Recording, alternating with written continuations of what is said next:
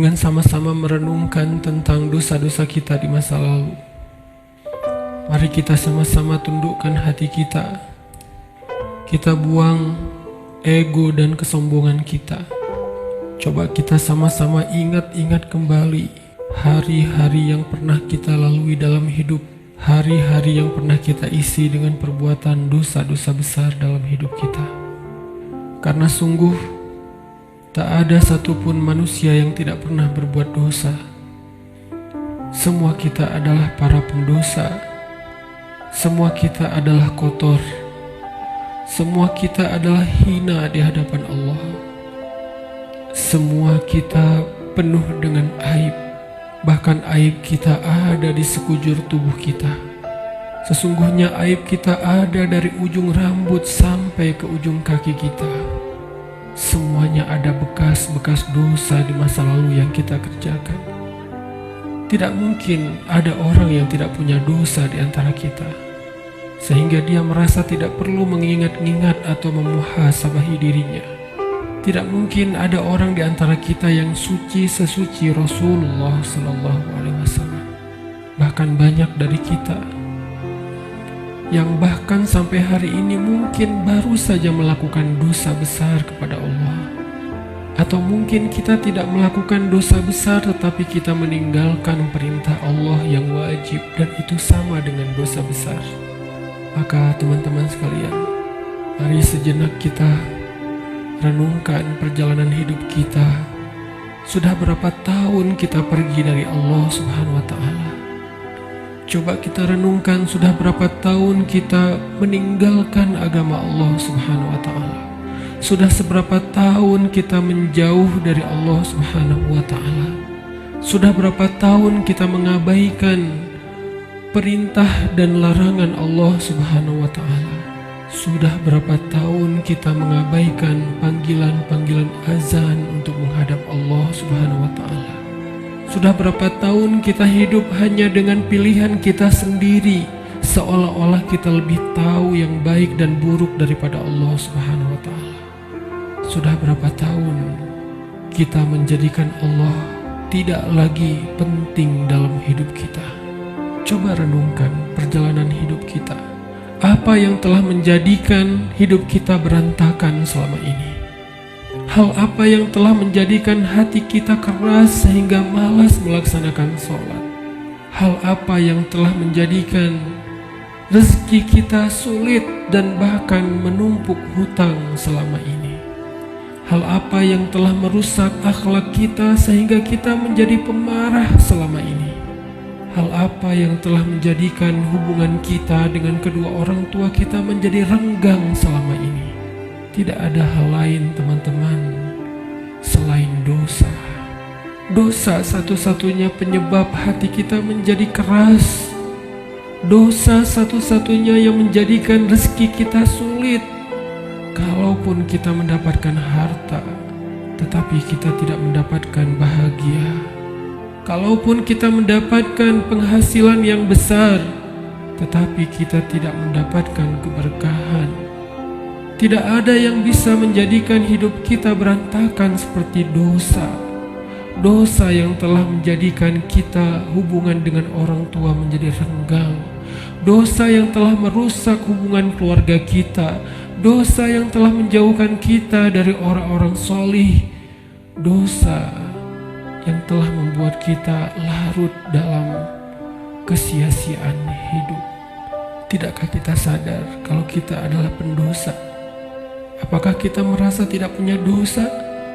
Sungguh orang yang sedikit dosanya pasti mudah bagi dia untuk bisa menangis ketika sholat. Apakah kita mudah menangis ketika sholat? Sungguh orang yang sedikit dosanya tidak akan pernah bosan membaca dan mendengar Al-Quran dibacakan. Bagaimana dengan kita? Berapa juz bacaan kita dalam sehari? Tidak mungkin hubungan kita dengan Al-Quran menjadi renggang kecuali penyebabnya karena dosa. Cukuplah itu sebagai bukti, teman-teman, kalau kita adalah pendosa. Tidakkah kita merasa diri kita banyak dosa? Apakah hati kita bergetar ketika nama Allah disebutkan? Itu adalah bukti kalau kita banyak dosa yang menyebabkan hati kita membatu dan mengeras.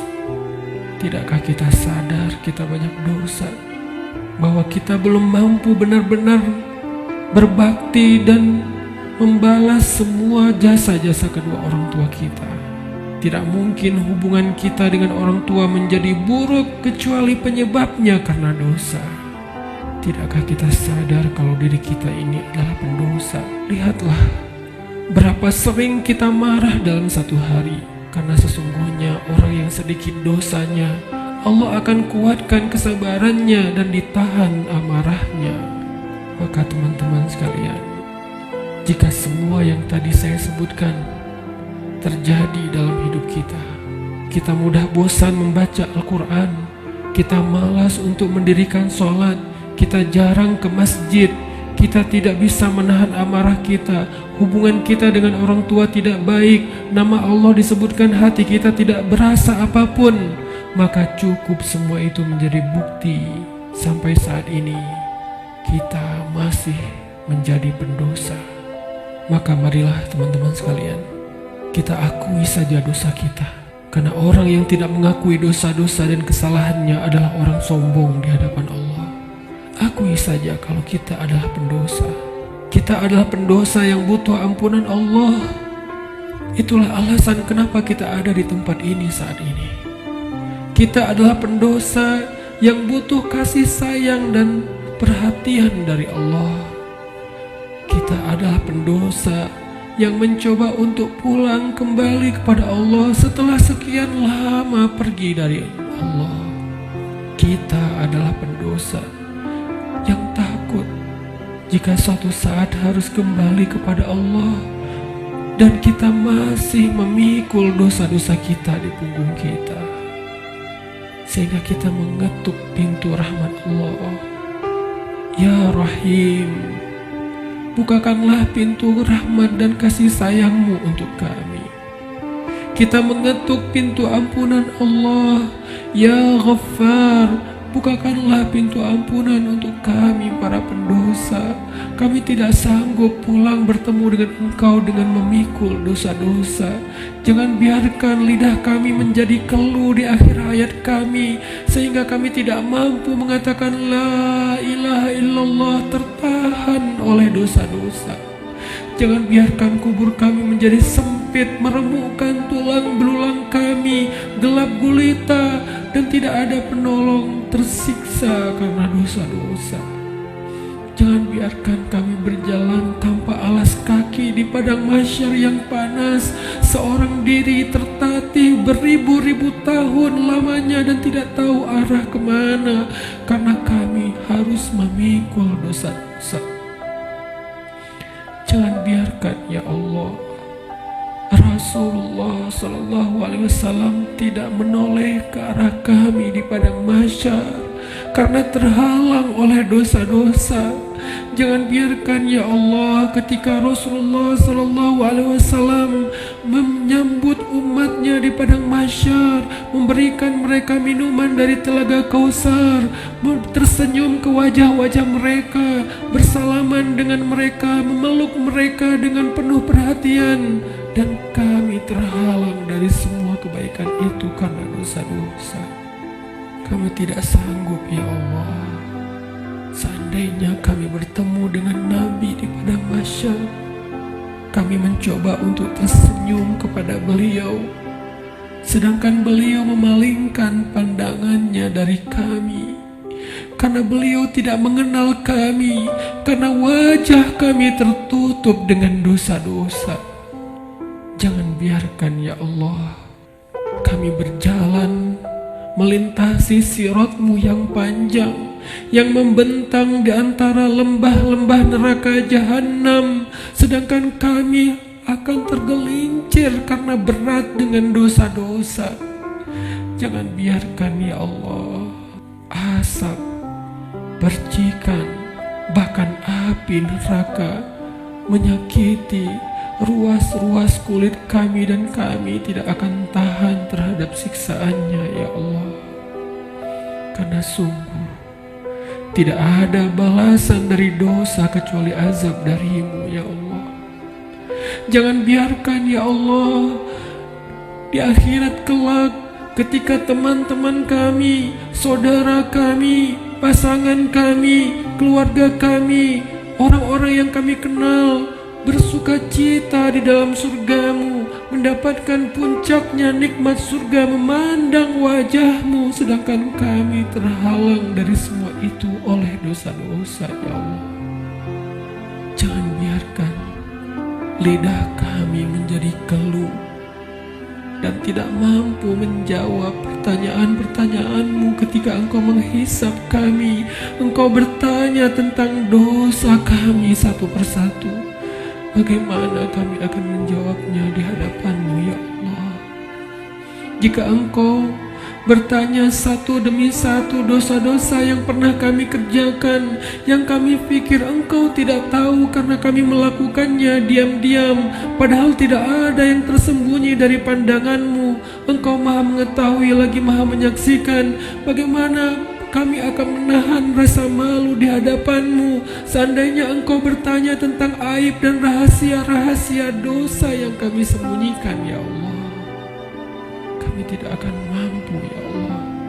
Maka ampunkanlah dosa kami ya Allah.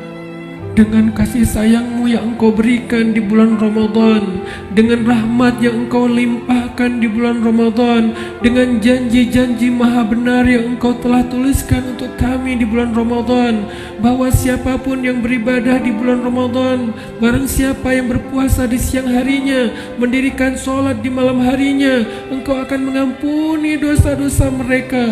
Maka ampunkan dosa-dosa kami malam ini ya Allah. Walaupun ibadah kami belum sempurna, walaupun puasa kami belum sempurna, walaupun sholat malam kami belum baik, tidak selalu khusyuk, tapi kami sedang belajar ya Allah. Maafkan kami, ampunkan dosa-dosa kami.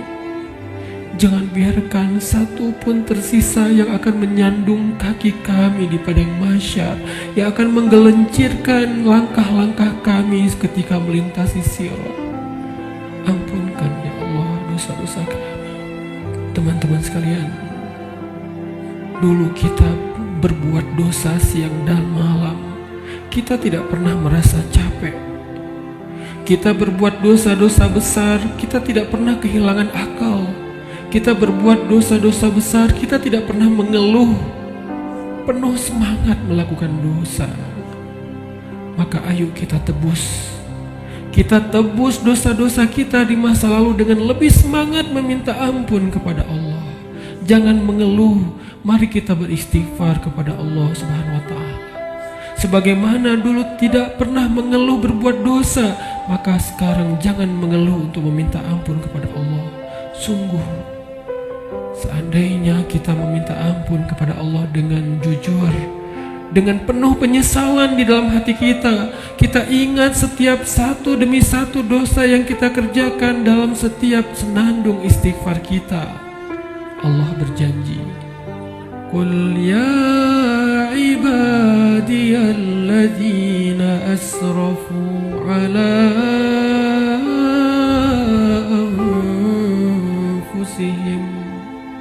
Katakan kepada hamba-hambaku, wahai hamba-hambaku yang melampaui batas, wahai hamba-hambaku yang dosanya tidak terhitung, wahai hamba-hambaku yang dosanya dia lakukan siang dan malam bertahun-tahun lamanya. Ya ibadi, Allah memanggil kita teman-teman. Ya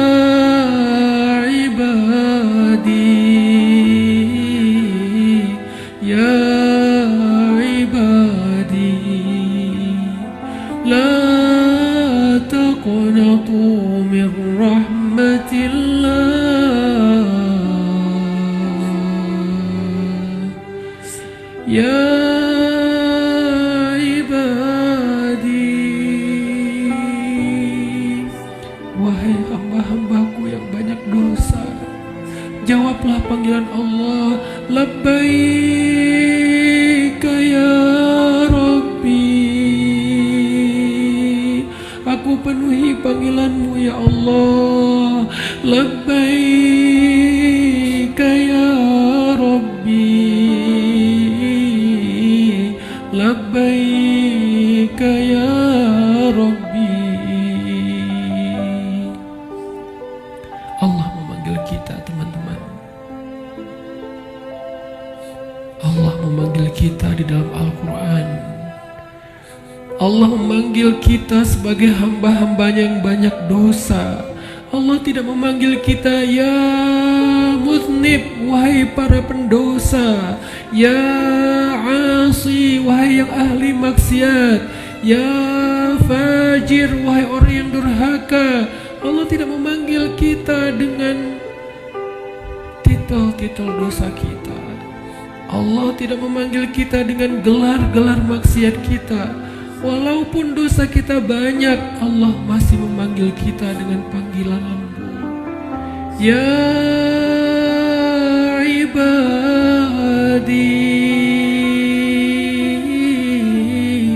ya ibadi, ya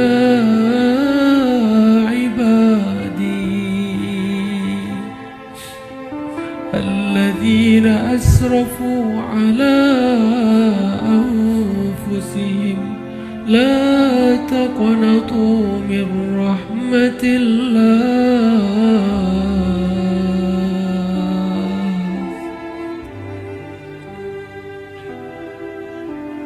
Teman-teman sekalian,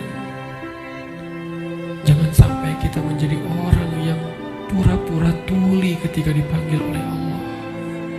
Allah yang kasih sayangnya melampaui segala sesuatu memanggil kita.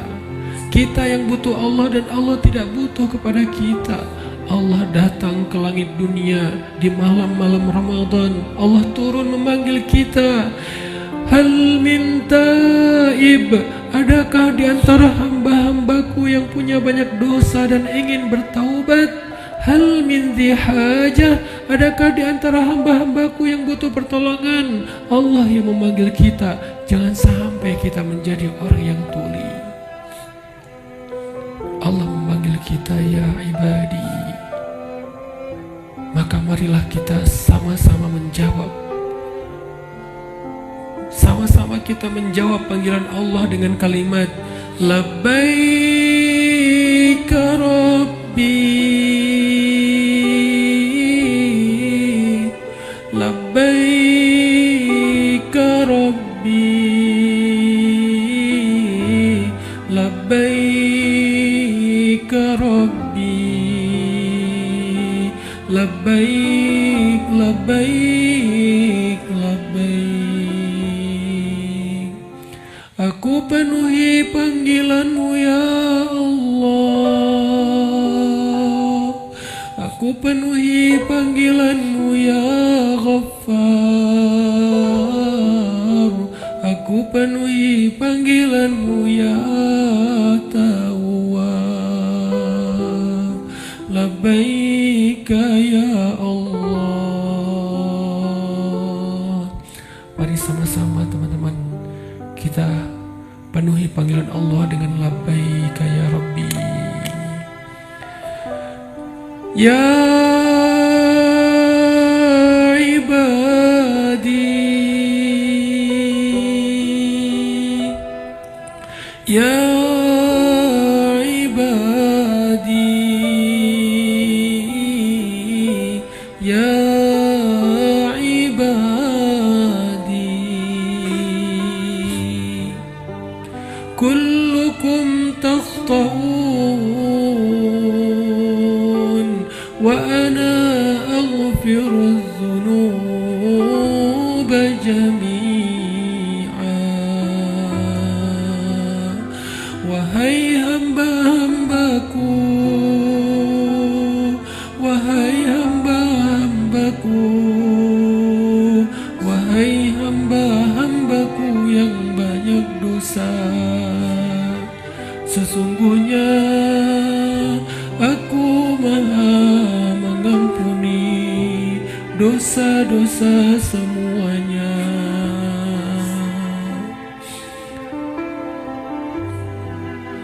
Mari kita jawab panggilan Allah bersama-sama dengan suara yang penuh semangat dan penuh pengharapan. Labbaik Rabbi, labbaik Rabbi, labbaik Rabbi, labbaik, labbaik, labbaik, labbaik ya Ghaffar, labbaik ya Ghaffar, labbaik ya Ghaffar, labbaik, labbaik, labbaik, labbaik ya Tawwab,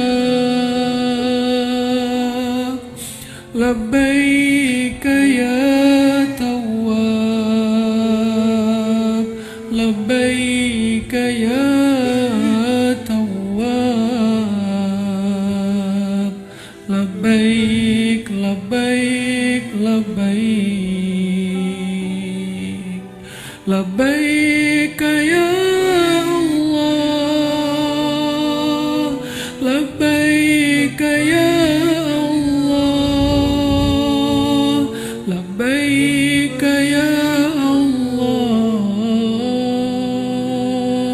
labbaik, labbaik, labbaik, labbaik ya Rahman, labbaik ya Rahman, labbaik ya Rahman, labbaik, labbaik, labbaik, labbaik ya Rahim, labbaik ya Rahim, labbaik ya Rahim, labbaik, labbaik, labbaik, labbaik ya Ghafur, labbaik ya Ghafur, labbaik ya Ghafur, labbaik, labbaik, labbaik, labbaik ya Hakim, labbaik ya Hakim, labbaik ya Hakim, labbaik, labbaik, labbaik, labbaik ya Alim, labbaik ya Alim, labbaik ya Alim, labbaik, labbaik, labbaik. Kami penuhi panggilan-Mu ya Allah, kami penuhi panggilan-Mu ya Rahman, kami penuhi panggilan-Mu ya Ghaffar, labbaik, labbaik, labbaik.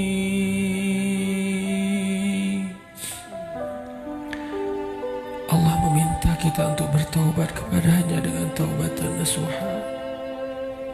Allah memanggil kita, ya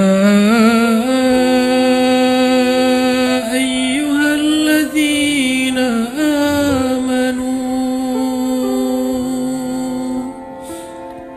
Jawablah teman-teman, labbaik ya Rabbi, ya ayyuhalladzina amanu, tubu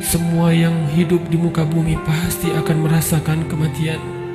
Walaupun dia orang yang sombong, walaupun dia orang yang durhaka, walaupun dia seorang penguasa, walaupun dia orang yang bengis, walaupun dia orang yang perkasa, walaupun dia memiliki dunia dan seisinya.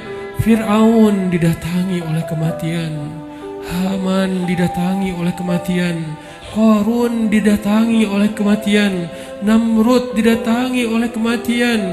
Orang-orang dari suku Aus dan orang-orang dari suku-suku yang terdahulu, Ad dan Tsamud, didatangi oleh kematian. Seberapapun mereka sombong dan congkak di muka bumi, atau bahkan seberapapun mereka soleh, seberapapun mereka taat kepada Allah, seberapapun mereka bertakwa dan beriman, mereka pun akan merasakan kematian. Rasulullah Shallallahu Alaihi Wasallam, manusia paling sempurna, kekasih Allah. Allah mencintainya dan menjadikan namanya bersandingan dengan nama Allah, pun merasakan kematian. Nabi Ibrahim merasakan kematian. Para anbiya dan solehin semua merasakan kematian. Bagaimana mungkin kita tidak, teman-teman? Orang-orang sebelum kita yang solih, yang durhaka, semuanya merasakan kematian. Bagaimana mungkin kita tidak? Semua kita pasti akan mendapatkan giliran. Hari ini, tahun ini, atau beberapa tahun lagi. Tapi yang pasti, hari itu akan tiba. Ketika malaikat maut datang menjemput kita, kita tidak akan punya waktu 1 detik pun untuk menundanya. Yang belum sempat bertemu dengan keluarganya tidak akan bertemu lagi. Yang belum sempat meminta maaf kepada kedua orang tuanya tidak akan sempat lagi meminta maaf. Yang belum sempat untuk datang bersimpuh di depan kaki ibundanya tidak akan bisa melakukannya lagi. Yang ingin mengecup kening anak-anaknya yang dia cintai sudah tidak akan mampu melakukannya lagi.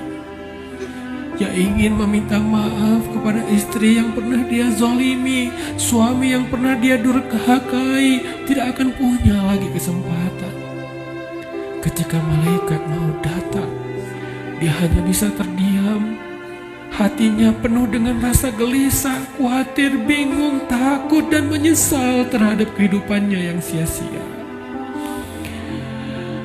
Malaikat akan berkata kepadanya, "Wahai hamba Allah, telah datang kepadamu kebenaran yang dijanjikan Allah. Inilah hari kamu akan kembali kepada Allah. Inilah hari kamu akan kembali ke hadirat Allah. Kamu siap ataupun tidak.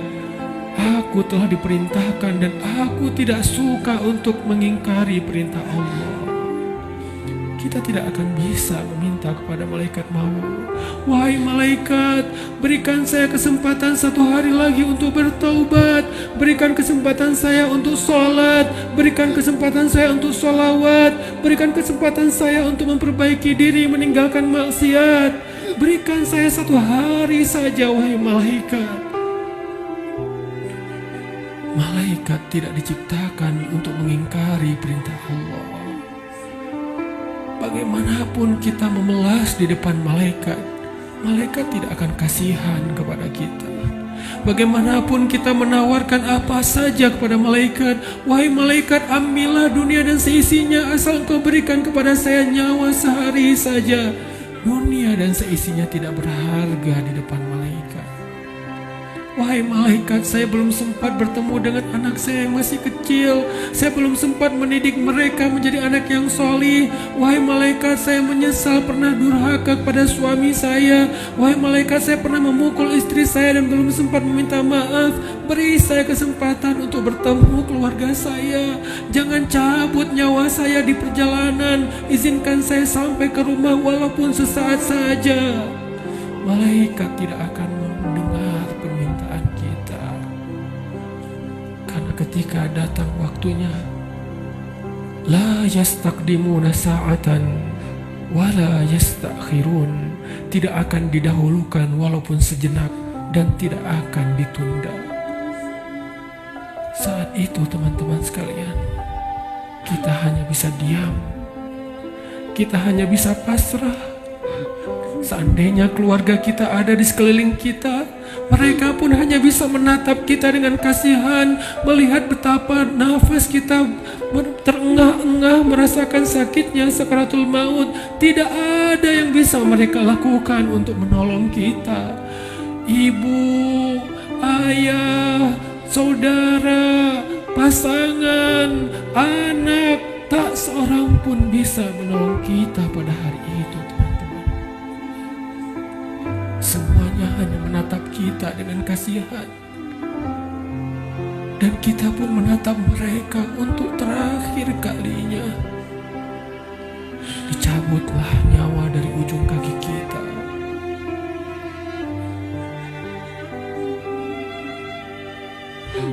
Dicabutlah nyawa sampai ke lutut kita. Rasa dingin menjalar dari ujung jari kita sampai ke lutut, disertai rasa sakit yang tidak bisa dibayangkan. Lalu menyesak sampai ke dada kita, seolah-olah kita berada di sebuah lubang yang sangat kecil, yang bahkan lebih kecil daripada lubang jarum, sehingga kita tidak punya ruang untuk bernafas. Tiba-tiba kita menjadi tersesak. Semua mata memandang kita hanya dengan kasih sayang, tapi tidak mampu menolong kita. Tiba-tiba kita tidak bisa bersuara. Tiba-tiba merasa haus, seolah-olah seandainya air lautan diberikan untuk kita minum sampai habis, bahkan tidak bisa mengobati rasa haus yang luar biasa. Saat itulah kita akan bisa melihat semua dosa yang pernah kita kerjakan dalam hidup kita. Terlintas semua perbuatan-perbuatan maksiat yang pernah kita kerjakan diam-diam atau sembunyi-sembunyi. Semuanya tampil di depan mata kita, seolah-olah semuanya menjadi ancaman bagi kita. Ya Allah, saya ingin bertaubat. Tetapi kata malaikat, sudah terlambat. Tidak ada lagi kesempatan bagi kamu untuk bertaubat. Dicabutlah nyawa sampai ke ujung ubun-ubun kita. Inna lillahi wa inna ilaihi raji'un. Semuanya menjadi gelap. Kita sudah meninggalkan dunia. Sekarang perjalanan abadi, dan kita sendiri.